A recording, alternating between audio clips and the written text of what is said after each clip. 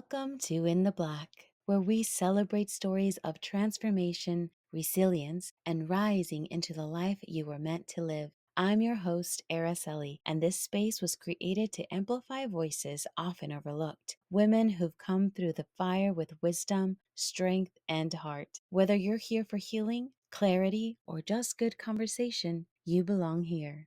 Let's get into it.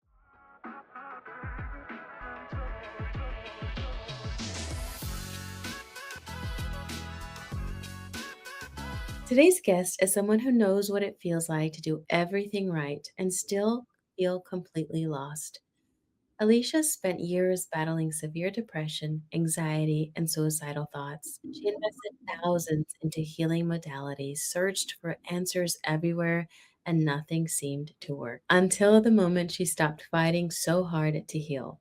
What she discovered through mind body medicine didn't just change her mental health, it transformed how she saw her body, her relationships, her career, and her entire life. With a background in chemical engineering and advanced studies in natural medicine, quantum health coaching, and theta healing, Alicia now works as a mind body mentor, guiding others back to their own inner wisdom so they can heal from the inside out.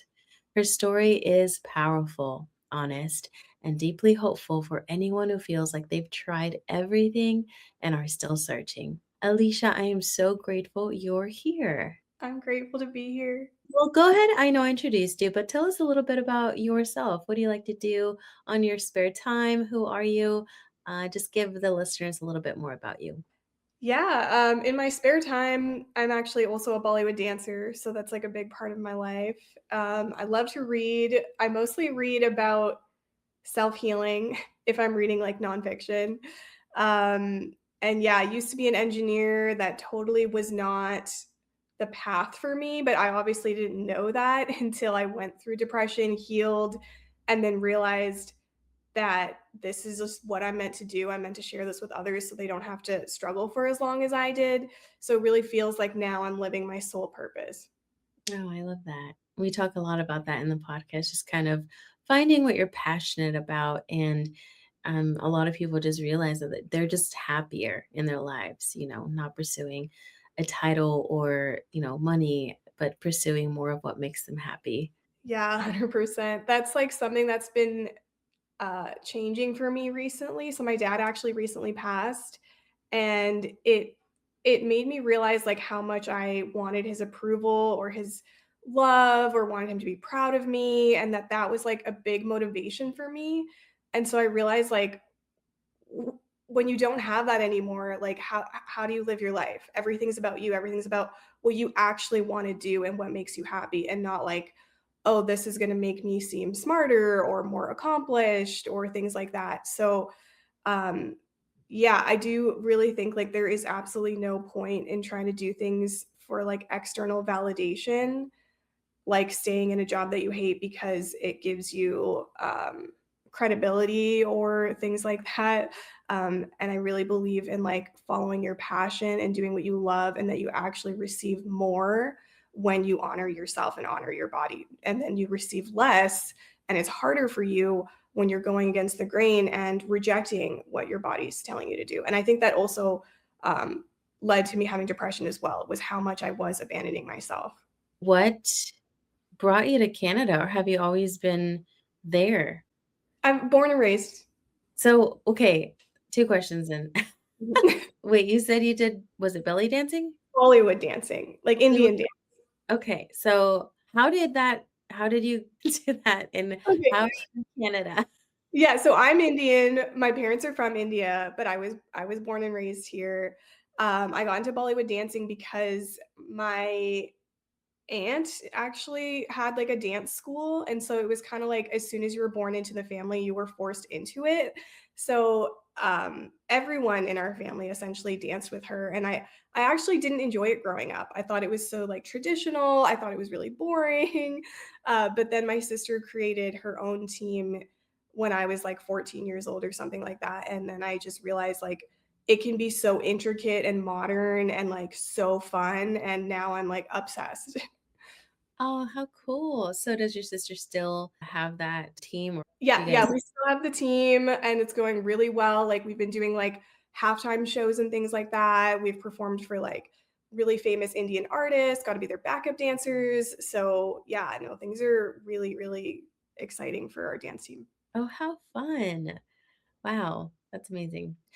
So when you think back to the years you were struggling, what did trying to heal look like for you day to day? Okay, yeah. Day to day, when I was actually trying to heal and I wasn't doing like the suppressing and distracting and avoiding, um, it looked like this frantic energy, desperate energy of I will do anything to heal.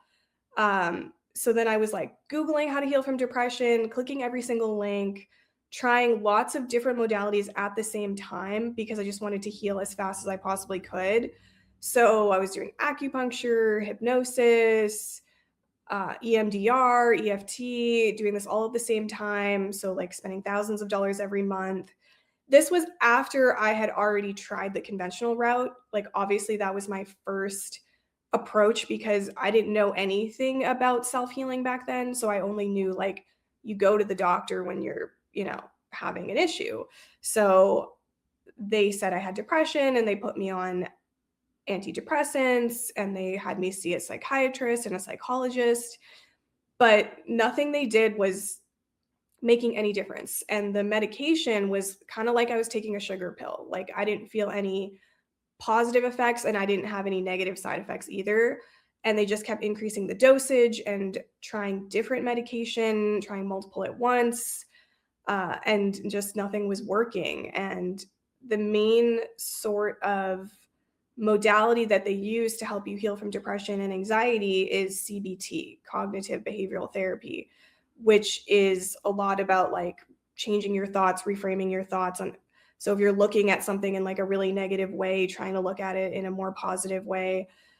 But I still felt like I was bypassing my emotions. I still wasn't feeling what I was feeling and I was still suppressing everything. So no wonder I wasn't healing. And so that's when I, tried other things, tried more unconventional things because I was so desperate to heal.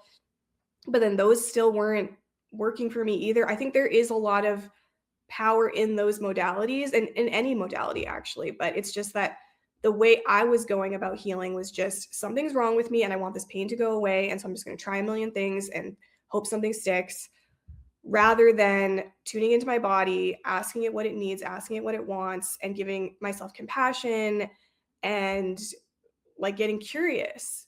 It was all about rejection, suppression, even when it looked like I was trying to heal.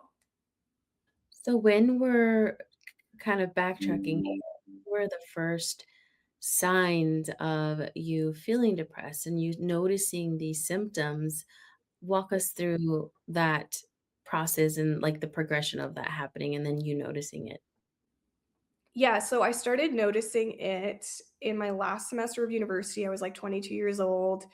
I noticed it because I was, like, such a keener before that, like, such a nerd, always studying, wouldn't even take a break from studying, like, people had to, like, force me to take breaks, like, I just had so much energy, so much intrinsic motivation, and then all of a sudden, I didn't. All of a sudden, I had low energy, no motivation, didn't feel like studying, didn't feel like doing anything, and just was in a bad mood all the time.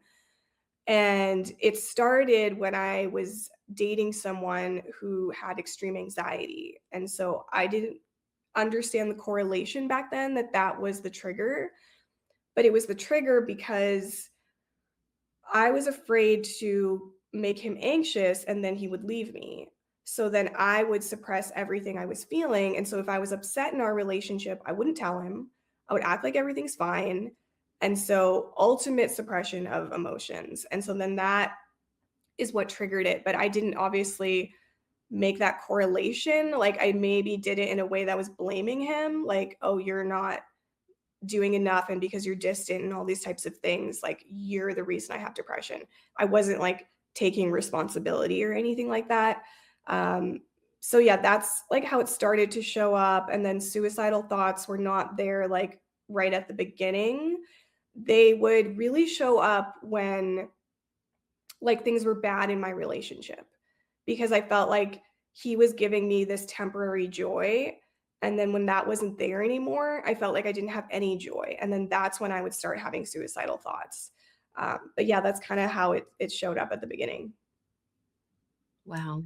Were you I guess in the moment, you're not really able to grasp what is happening.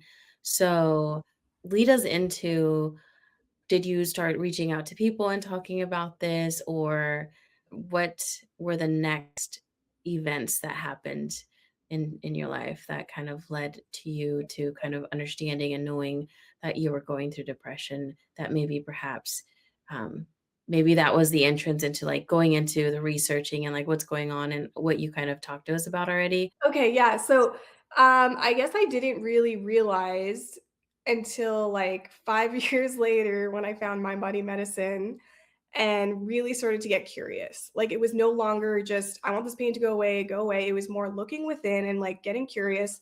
Why did this start in the first place? What does my body need from me? Like, this didn't happen for no reason, right? I used to feel lots of joy. So, like, why all of a sudden? And I really started to get curious, and that's when I realized. So, like, essentially, as soon as I started welcoming my emotions instead of suppressing them, I immediately started to feel lighter. And then that's when I realized that the root cause of my depression was just I'm suppressing my emotions. Like, it's as simple as that. And then I just got curious, like, well, why did I start suppressing my emotions? And then that's when I realized it was because of my partner and that I was afraid to lose him. And so then I just kind of put two and two together. But to be honest, even if I didn't understand what the root cause was, I still would have been able to heal from depression the second I started welcoming my emotions instead of suppressing them, because that's all my body really needed. Um, so yeah, like I guess you don't really need to understand. I healed so many things actually without ever understanding why. It wasn't until after I healed that I realized what I did and why it worked. Almost like in hindsight. You said nothing worked until you softened your depression. What did that moment or surrender actually look like? Yeah, great question. So, it looked like I stopped working with all these practitioners, right? Because I was working with like multiple at the same time, multiple sessions per week, spending thousands of dollars every month. So it was this really frantic, desperate energy. So it's when I stopped doing that, right? I stopped actually seeing all the practitioners. I stopped desperately searching, and it actually kind of looked like I was giving up, but what really was happening was I wasn't in this desperate energy to heal anymore and, like, rejecting my body and, like, resisting what I was feeling and making it wrong. There was this tiny little bit of opening, this tiny little bit of surrender, and this tiny little bit of softening. It wasn't like I was fully welcoming my emotions or anything yet. I was still kind of in, like, this distracting mode. Like, I had taken a job in the field as a construction engineer where you work 12 to 16-hour days because I didn't want to feel my pain and I wanted to be busy and I wanted to be distracted. So I wasn't fully like doing what you need to heal yet, but there was this tiny bit of softening and surrendering when I was like giving up all the modalities and just trying really, really hard to heal. So it's when I stopped trying really, really hard to heal, essentially, that's what the surrender looked like. I love that. How did you first discover mind body medicine and what felt different about it? Yeah, so the way I discovered it was actually really synchronistic, so that's why I do think that, like, you know how people say when, the student's ready, the teacher appears kind of thing? So, it was like once I had maxed out on everything else, and I was finally willing to look within and take responsibility instead of, like, outsourcing my power to practitioners. That's when I found my mentor in, like, a super synchronistic way. I somehow signed up for this online summit. It was, like, called the Winter of Wellness Summit, and I was not into self-healing and stuff like that at all back then, so I really don't even know how I found it, how I signed up for it. But when I signed up for it, my mentor was one of the guest speakers on that summit, and when I heard her speak, like, my whole body lit up, like, it felt so light, really resonated with me. I don't even know what she said or did that resonated with me. It was just, "This feels like a hell yes." And it was a really clear hell yes because I had promised myself I wouldn't spend another dollar on any healing modality because I was spending thousands trying everything and nothing was working. So I was like, I promised myself that I wouldn't anymore. But for some reason, when it came to working with her, I was like, no question. I am signing up for her online course. I hadn't even worked with her privately yet. I just took her DIY online course. And then I healed from depression just by taking her course. And having her as a mentor transformed so much more in my life than just healing from depression. Healed anxiety. I healed acid reflux that I took medication for every day. My career totally transformed. My relationships totally transformed. So, like, it was very, like, meant to be. Yeah, so it was, like, when I finally was, like, following what felt light for my body, because everything I tried before, I didn't ever tune in to see, like, does this resonate? Does this feel light? Does this feel heavy? It was just, I think if I try more things, I'll eventually find something, and so I wasn't even listening to my body's wisdom at all before. So you tried her DIY and then you ended up kind of signing up for her to be it sounds kind of like a business coach also? No, actually, no. So, okay, the way it worked was, so yeah, I did her DIY course. I healed from depression, and then I went to one of her retreats. And then at the retreat, I told her, like, "Hey, I healed from depression just by doing one of your courses." And she was like, "Whoa, that's awesome. Like, I want to have you, like, as a guest on my podcast to, like, share your story." So then that's what I did. And then her community started asking to work with me. So then I started working, like, under her business, like, just because that need and desire and want was there. So it was never, I never knew that it was going to turn into, like, something I do for a living just by me sharing on a podcast. Oh, that's amazing. So you ended up kind of working for her? Yeah, yeah. Essentially taught I you worked with her team for, like, I don't know, 4 to 5 years or something like that, and then I only more recently started, like, completely doing it on my own and creating my own business. wow, look at you. I love that. Is she proud, that you're stepping out into your own or I would hope so, yeah.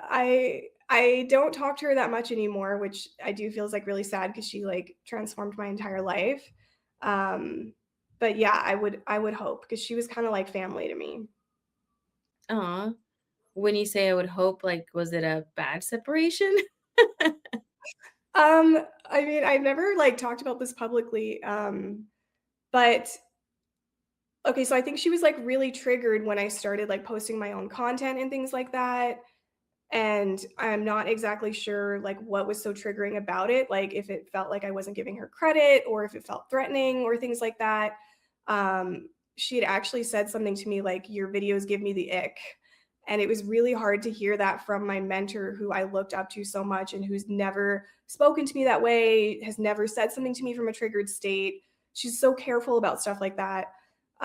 So that was actually the last time that we spoke, and that's really just how it ended. So it's not like anything really bad happened. It's just like I felt like this was the first time she wasn't, like, looking out for me anymore, and she was really triggered. And so, yeah, we just haven't spoken since. And I've actually never really talked about that publicly. Oh, that's sad. I mean, it's so true when you find people who've helped you come up so far and then they take you under your wing and then you're starting to like kind of shine on your own and then I don't want to say their true personalities kind of come out in that time and space where they A should be supportive and help you start your business and be grateful for the time that you guys spent together and everything, or B, they're not supportive and they're commenting things such as backhanded compliments or not as nice things. So it's really sad. I mean, I've experienced that so many times that I can count. And it's just, there's nothing that you can do, but you can either try to talk to them or if that doesn't really work, usually it doesn't on my in my history. But then you just kind of quietly just separate ways, which sounds like what you did. So Yeah, I do think we were both, like, I think she was mirroring to me where I actually had fear about starting to share on social media. Like, I was worried that people were gonna judge me and all this kind of stuff. Like, I was terrified. So I think she was actually mirroring my own fears and judgments of myself. And then I was definitely mirroring something to her where I think she somehow felt threatened in some way. Um, Yeah, so I do think and I would love for us to have a relationship again. I just think it will require both of us to take full responsibility, like maybe when she's less triggered by it and can be honest about the real reason why she said that to me, then we can work on things. So I think I'm just waiting for like a sign or something because I would love to have her in my life again. Aw, I love that. So you describe your healing as almost instant. What shifted internally that allowed that to happen that you can describe upon or talk more in depth about? Yeah. Yeah. So I immediately started to feel lighter the second that I was suppressing my emotions less. So it wasn't like I was fully like, oh, I'm willing to feel all my pain. It was just like even 2% more willing to feel my pain and everything that was coming up for me. I immediately started to feel lighter. And the way I could tell that I was healing was because now I was feeling unconditional joy and unconditional peace, meaning like, when I had depression, like, yeah, I had moments where I felt joy and peace when I would, like, I don't know, like, be hanging out with friends or, if I was talking to a new guy or there was, like, a new opportunity in my career or something. But it was always like, "Okay, I feel joy because of this external thing that happened." Versus now I was feeling joy when nothing external was changing. It's like it wasn't conditional on anything outside of me. It was just true joy that was unconditional, that was just underneath all the other dense emotions I was feeling. Like it's like once I got rid of those dense emotions, just what was underneath was joy and was peace. And then it started off like just feeling like I guess a little bit lighter, and because I didn't diminish it and say like, "Okay, I'm feeling a little bit lighter, but, I'm still having suicidal thoughts." I didn't diminish it. I was like, "Wow, I'm so grateful that I'm actually feeling lighter than I was yesterday or last week." And I really like brought awareness to it that I think that's what helped it expand, and then it just like kept growing and growing from there. Aw, I love that because I also went in depression. I actually grew up with it, just because of my upbringing. But when you finally do feel because it's so different when you're in depression and have that anxiety, there's just no coming out of it. And I feel like a lot of people who haven't experienced it don't understand that. And it's just like a heavy, a heavy weight on you. And like, you're kind of sinking in a dark hole and you just can't get out. Like, sunshine doesn't make you happy. Like, the little things that used to make you happy doesn't make you happy, and you just feel kind of in a space that is unknown to you. Whereas when you start feeling that lightness and that peace that you're describing, feeling that peace and calmness when, like, nothing is happening, like not watching a movie or not hanging out with friends, but you're just can sit alone in your own, like, quietness and not feel in desperation or depression or anything, so that's Yeah. I actually had a moment where I realized that there's no possible way that anything external could help me feel joy. Like there was a spa that I really wanted to go to for the longest time, this really beautiful Nordic spa. I finally went there. This is while I had depression, and I was in this hot tub, and the mountains are around me, and it's snowing, and it's, like, so beautiful, and I was still unhappy, and I was still having suicidal thoughts, and it was like, "Okay, if this isn't gonna make me happy, finally doing something that I've always wanted to do, like, I don't know what will." And that was a really eye-opening experience for me because I realized, like, I can't heal depression by just doing more things that I think are gonna bring me joy and just trying to change my environment. Like, this is an internal thing, and the joy is not conditional or sorry, the joy, um, yeah, is not conditional on, like, I need to be doing things and staying busy and like have things in my life and have a boyfriend and have close friends and be traveling and like none of that was going to make a difference. Like that was the moment I knew. And what's weird is I actually have a friend who had the exact same experience. She went to the exact same spa. She'd always wanted to go to it and she said she had the exact same feeling. She's like I've always wanted to go here, but even when I was there, I was still miserable. So I think that's something with people with depression go through is they first think that, okay, if I just like change some external things, I'll feel better. If I travel more, if I get a new job, if I get a boyfriend, I'll finally feel better. But you realize quickly that no, that's not enough. Yeah. Did you go to the spa after and notice a Oh, yeah, difference? then I used to go, like, once a month after that. Once I healed from depression, I would go, like, the first Wednesday of every month because it was, like, Wilderness Wednesday. Yeah, I love it there, it's beautiful. Oh, I love that. So, can you explain what you mean by healing through expanding consciousness in a way someone new can understand? Yeah, so if a listener has not heard of the human scale of consciousness before, you could just Google it, look it up. It's essentially just like a scale of emotions that have been calibrated, where shame is actually apparently the lowest, densest, heaviest emotion that a human being can feel. And then there's more emotions that have been calibrated. It goes like um, fear, guilt, apathy, and then there's like acceptance and willingness and courage and love, joy, peace, essentially. So when I first saw that scale and I saw where, first of all, just acceptance and willingness was on the scale, and I realized how much higher of a vibration that is than the emotions I was currently feeling, I realized, wow, if I actually just start to like accept what I'm feeling rather than reject it, that's like a huge jump in consciousness. So consciousness essentially means just like your inner state. What emotions are you feeling? What thoughts are you having?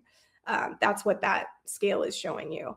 And so I realized I immediately started to feel better when I just was accepting what I was feeling and had more willingness to feel what I was feeling.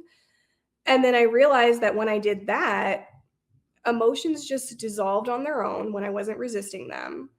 And then I was starting to feel joy and peace without having to force myself to feel joy and peace. It's just like that was underneath.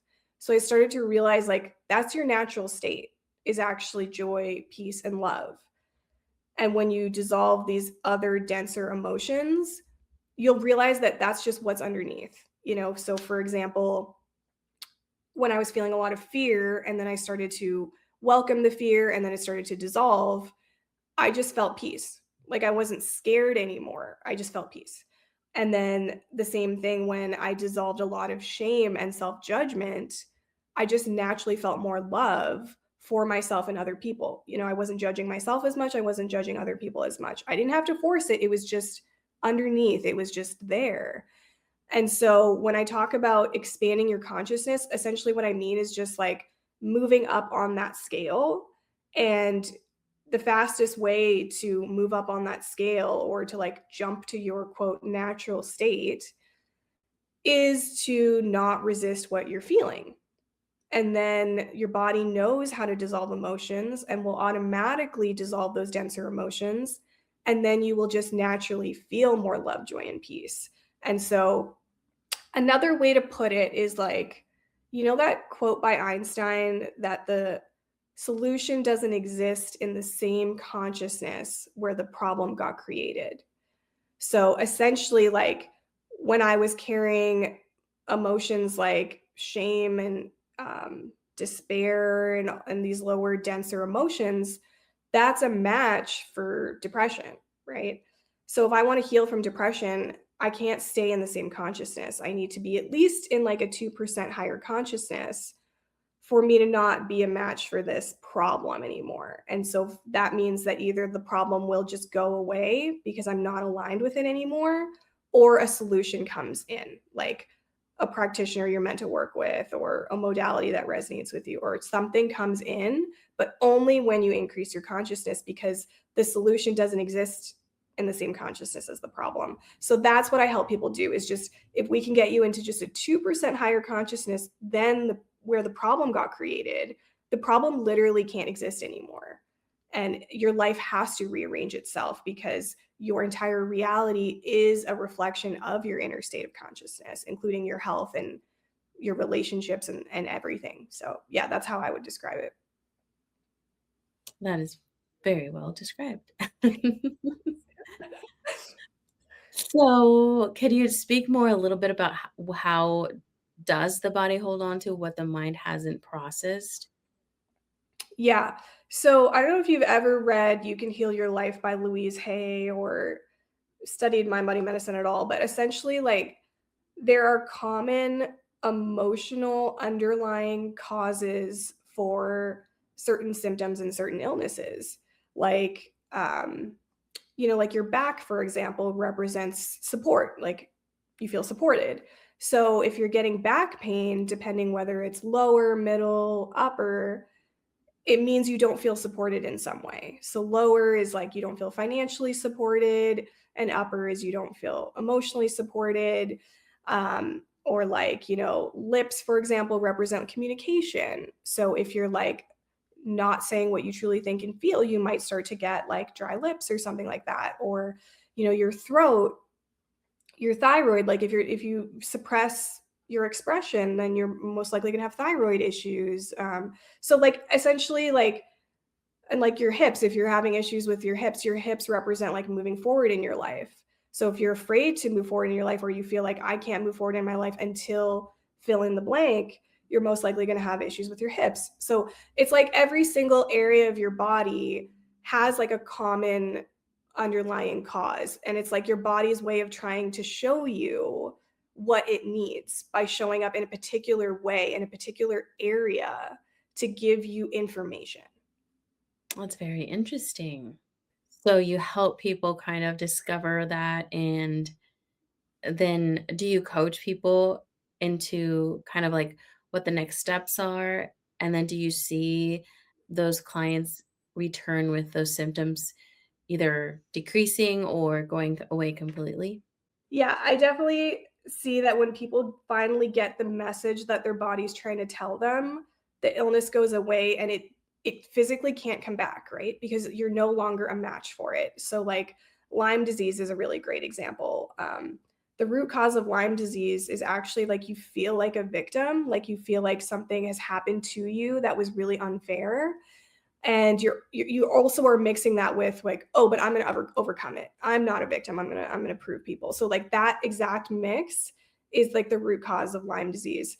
And so I've seen people that were in that victim state and processed that, like allowed themselves to feel what they're feeling, that life has been unfair to them and this was their experience, and truly allowing themselves to feel it so that it can dissolve.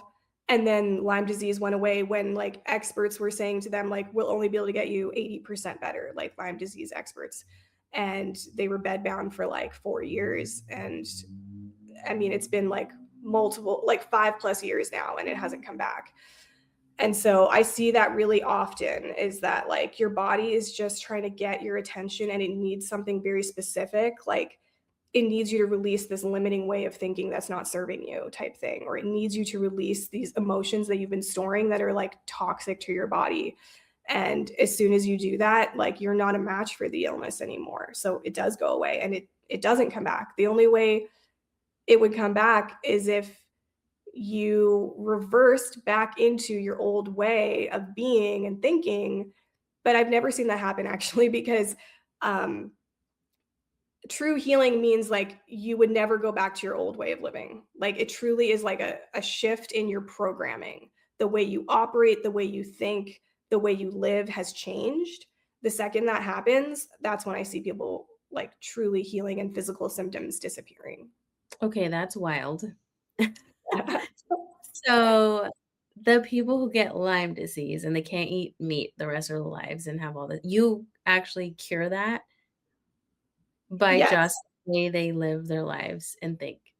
So we're gonna have to shift their consciousness. So it's not just like me, like they have to do the work. They have to feel everything they're feeling and be willing to change their limiting beliefs. And we can do that using theta healing or mind body medicine or whatever modality resonates with you. Like it really is not the practitioner, it's the person changing their operating system and shifting their consciousness. So yeah, I'm not going to like take credit and say like I'm like a healer or something like that. It's just that your body already has this self-healing capability that I guess I point people to, that maybe they don't realize it's there because they haven't been listening to their body and they've just been outsourcing and giving their power away and doing what they're told and not even checking in. Like, does this resonate with me? Does this feel light? Does this feel heavy? So I help people, I guess, connect back to their body's wisdom. That's essentially what I do. That's awesome. Wow. You Can Heal Your Life by Louise Hay. Really, really great resource that anyone can look up. Just search up your illness or your symptoms, and it can start to give you an idea. I don't look at it all the time anymore because by just talking to someone, like, you can see how they're in resistance. You can see how they're abandoning themselves. Like, it's can get really obvious that I don't usually look at that list anymore unless I have never worked with someone with that illness before and I need like an idea of like where to start. But it can Mm. be really helpful. And that's not the same lady that took you under her wing, right? That's a No, different. no. But, the lady that took me under her wing, so she used to be an ER doctor, like an emergency medicine doctor, but she was really intuitive, so she could actually feel the emotions that this person was feeling and even, like, hear their limiting beliefs. Like, she's so intuitive.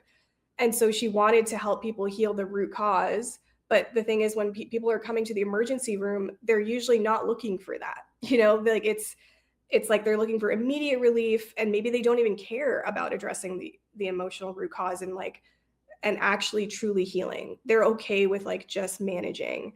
And so she didn't see like an opening there to do what she was like really good at. And so then that's when she created her own business that was focused more on mind body medicine and like getting to the root cause and even like preventing illness. So yeah, that's what she does.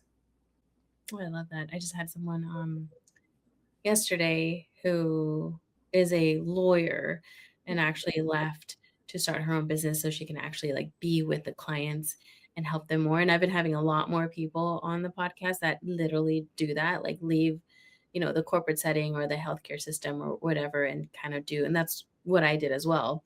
I was an anesthesiologist at the hospital and I left that corporate setting because it wasn't about preventative health, even though that's what we're speaking on.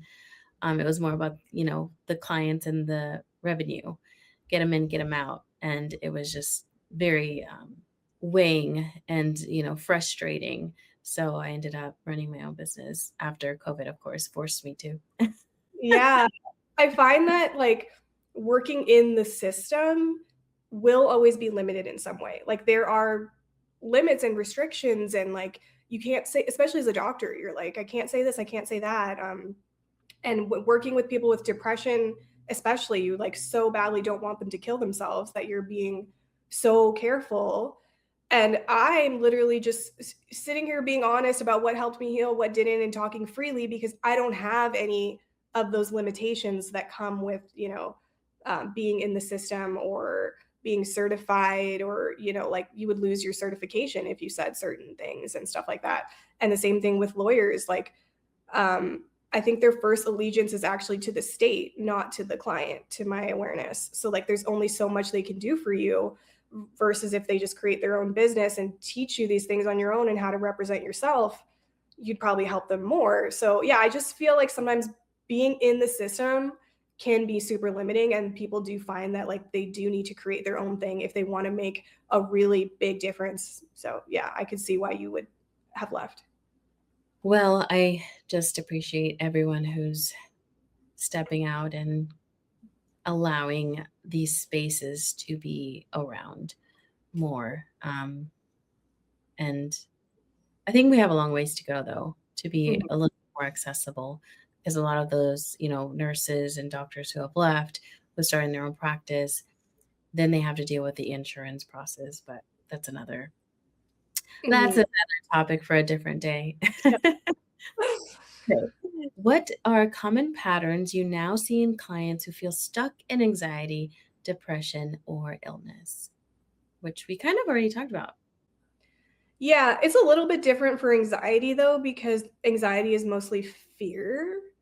So you're carrying a lot of fear, and that's the main underlying emotion.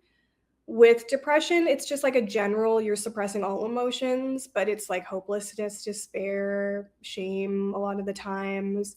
Um, but essentially with both, and like I guess with all mental illness, to some extent, you don't want to feel what you're feeling. Like you're afraid to feel what you're feeling, and it's you don't see any value or power in welcoming what you're feeling. So you are doing more of the managing.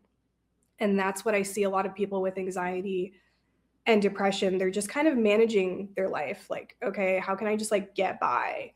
And they're not really honoring themselves. Like, they're not really tuning in. Like, let's say their body is giving them messages, they're just diminishing them. Like, okay, like, I hate my job, but whatever, I have to do this, suppressing that, or I'm really unhappy in my relationship, but I'm too afraid to leave. So let's just suppress this. Um, that's kind of what I see a lot of. Hmm, that's interesting. Okay, so for someone listening who feels exhausted from trying everything, where would you tell them to begin? I would tell them that if they could start presencing what they're feeling and bringing more awareness to what they're feeling rather than less, that's already going to make a huge difference. Like, awareness is the medicine. But if you can do it with what I call pure awareness, which means you're noticing with either curiosity, like, what is my body trying to tell me, or just compassion, like, I'm so sorry you're having this experience. Not like analyzing, like, I want this problem to go away and like what's wrong with me, and like, and definitely not doing it conditionally. Like, okay, fine, I'll try presencing my emotions, but if it doesn't work, like, I'm never doing that again. Like, it has to be this unconditional love for yourself. Like, every time you're upset, you're gonna give yourself loving presence. So just think more awareness, not less. And there's no threat in that. You're not wallowing if you're doing it from that state of pure awareness and just having compassion for yourself. That's not wallowing. And there's absolutely no threat in that. And that actually is what helps you heal, because your body already knows how to dissolve emotions when you're not resisting it. So just like resist less is the key, essentially. I love that. What does it actually feel like to live in your body now compared to before? Oh my God, it's like night and day different. Like I said, it feels like unconditional peace and joy. Like, literally, I don't need to receive anything or be doing anything to feel joy and peace. Like, obviously that adds to it. So I still obviously connect with people and do lots of things that bring me joy, like dancing, and I travel and all these types of things. But like, I really don't feel like I need it in order to be happy. It truly does feel unconditional. I listen to my body now, and before I didn't. So the way I make decisions is like completely opposite to the way I used to make decisions. Before, it was like analyzing from the mind, debating, pro con list, like, like that type of thing. And now I'm just so much more, I guess, sensitive or intuitive and tuned in, that I can immediately feel when something doesn't resonate based on, does it feel light or does it feel heavy? And so that's how I make all of my decisions now, even just like, should I go on this podcast? Or like, do I even need to do marketing in this way?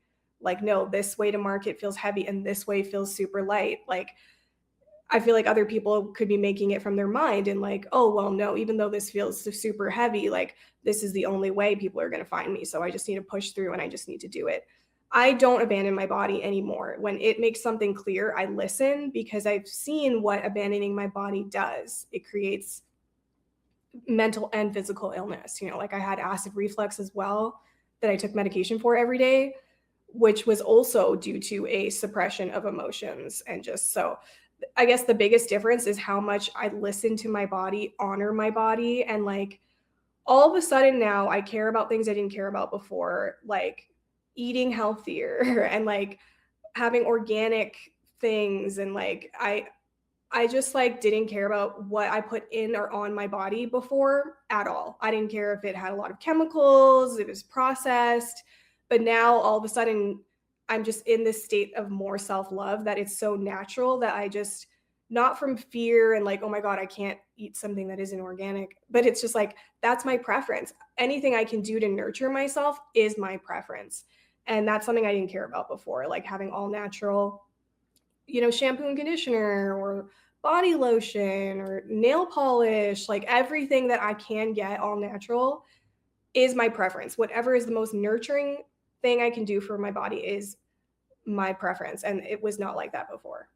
So I see that all the time, that people that eat super healthy and exercise a lot can still get cancer and still get an illness and still die, right? And it's because they're not addressing the emotional root cause. So what the emotional root cause is for Epstein-Barr, like I think it said not feeling good enough, stress. What else did it say? Pushing beyond one's limits, draining all inner support, like things like this. Your body doesn't want you to do those things, right? Your body doesn't want you to just like keep pushing harder and then draining yourself, or your body doesn't want you to carry shame and think that you're not good enough. Your body wants you to release these things. So it doesn't matter how healthy you're eating, that's not going to make a difference for you. You have to address the emotional root cause. It's just that for me specifically, I really didn't love myself at all and was carrying a lot of shame before. So that was a match for not nurturing myself and just eating like shit and all that kind of stuff. So it's only after I dissolved quite a bit of shame that that was more natural for me, and that's what I wanted. So that just means that you're probably not carrying like that much shame, for example, but you're carrying other emotions that do need to be healed and need to be resolved. So yeah, and you never, like, get an illness because of another person. Like, you get the illness because your body is trying to get your attention. So maybe your body will guide you to go somewhere where you're in the same contact with someone who's sick, so that then you get sick, so that then you get the message and you slow down. But this another person could be right there with you and they didn't get sick from that person, but you did because you were a match for it, you were congruent with it, because your body is trying to find a way to communicate with you when it needs something. And how can it, especially if you're not intuitive and you just don't have that awareness, then it has to show up in some way, like symptoms, or your body guides you to go to the doctor and get a test, or like it has to do something to get your attention, and it will find a way. That's so crazy. Yeah. So Yeah. I am just fascinated about like what you're speaking about and what you're saying and how you're helping clients and people and all about your business. Mhm. Because yeah, I'm just like, what are you saying? I feel like I'm doing this and doing that. And I mean Yeah, my husband. it's just so it's not like a so when we get an illness or we get symptoms or something like that, it's not because we're doing something wrong. It actually means like um you just have you have something more to heal. And like who on this earth doesn't? Like let's be honest. Like we all have something more we need to heal. So instead of like being shocked that when an illness comes up, like why did this happen? I'm doing everything right. If we can switch it to, okay, clearly there's something I've been missing and I've been suppressing or ignoring, and I would like to know what that is, right? Because my body's trying to get my attention. And like I still sometimes get things like, I had mold, I had Bartonella, I had Candida, like, so I just got curious, like, okay, what's the root cause of that? And with mold, it's powerlessness, and with Candida, I think it's like victim consciousness and things like that. So it was showing me where I still kind of did feel like a victim and powerless in certain areas of my life, and it was just information. Even though I had already healed a million other things about myself, it just meant like there was more to heal, and I really do think everyone on this earth has more to heal. And so yeah, instead of looking at, oh, what did I do wrong, we can try to just shift it to, okay, clearly there's something my body needs, and something more I could be doing that I'm not aware of. And everything else I've been doing also has been super helpful. I'm not going to stop doing those things, but what more is needed, and just like get curious. That is super cool. Let's talk about you. Where can we find you? Where can listeners find you, look for you, look you up, book sessions with you? This is, drop everything that you have. Okay, yeah. So if you go to my website, alishacapani.com, like that's where you could, you know, easily find me and find all the different ways to work with me, my free resources, or if you want to work with me privately, or I also have a book, things like that you can all find on there. Group mentorship programs, lots of different options. Or you can just find me on social media. I mostly hang out on Instagram. It's Alisha_Capani, or on TikTok or on YouTube. And that's where I share a lot of like really helpful free content. And if you even just go to like the link in my bio. I have a lot of like free resources, like my go-to mind body tool to dissolve unwanted emotions and increase your consciousness. I have just like a free download of that. So that's like a really great place for people to start that are like, I don't even know. I've tried a million things and I don't even know what to do. That is like a great place to start. Awesome. Thank you so much for sharing everything that you've learned, your journey that you've been on. And I hope that the audience find this super helpful, as helpful and wildly interesting as I did. And yeah, so thank you so much for coming on the podcast and talking to us. Thank you so much for having me. Thank you for being here. If something you heard today moved you, share it with someone you love. And don't forget to subscribe so you never miss an episode. You can follow me on Instagram at In the Black Passion Project for more behind the scenes and guest spotlights. And remember, no matter where you've been, you're not behind. You're becoming. Stay in the black.